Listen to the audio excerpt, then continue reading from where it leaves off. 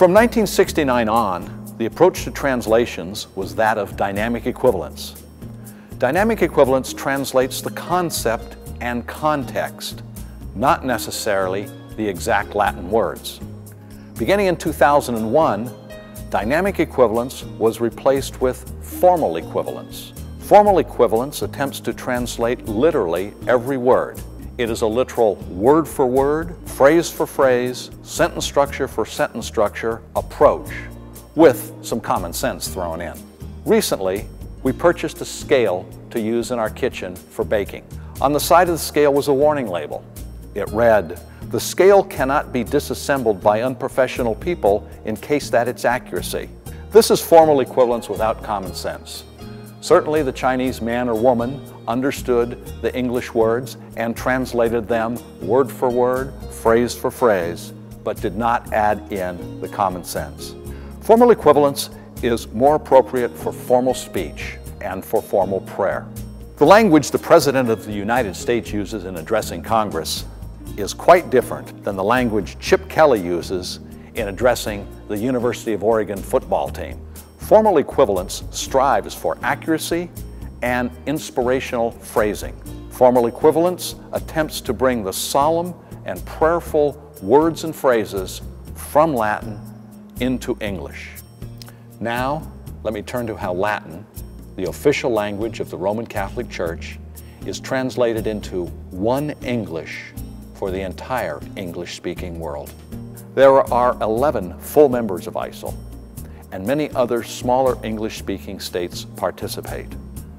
ISIL's biggest challenge is to find one English translation that all can agree upon.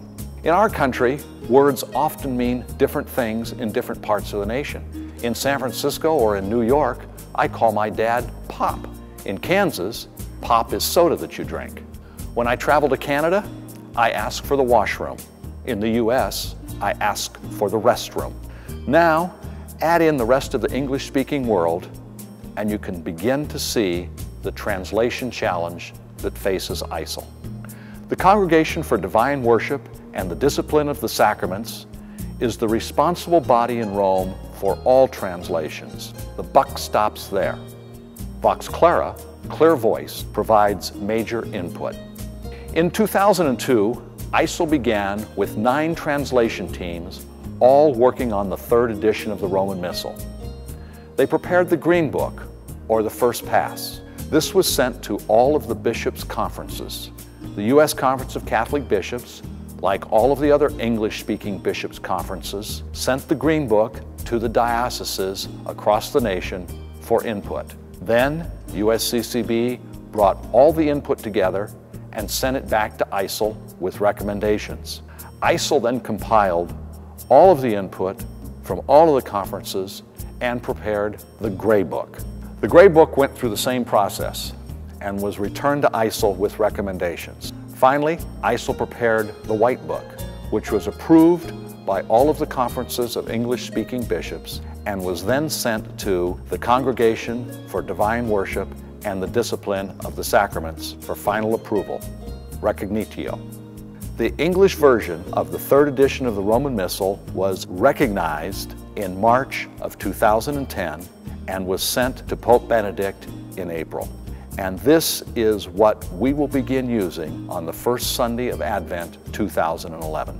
Our liturgy will be richer and our prayers will be more meaningfully expressed in this new translation. The Mass is not changing. The Mass has not been changed. We now have a richer vocabulary befitting the liturgy.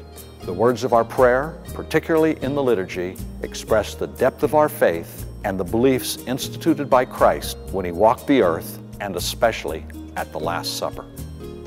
And now we're going to conclude by talking about our plan for Lady of the Lake, our Year of the Mass 2011. Our parish plan for our Year of the Mass 2011 is designed to provide extensive and ongoing learning opportunities so that all of us can learn more about our liturgy. Materials will be abundantly available throughout the year.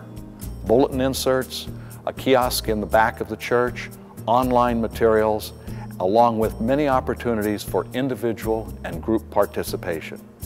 Well, that concludes our presentation, And we who've been working on this for the last 18 months hope that you will grow in your love for the Mass as much as we have by this presentation and by our efforts. Thank you very much for your time and for your attention.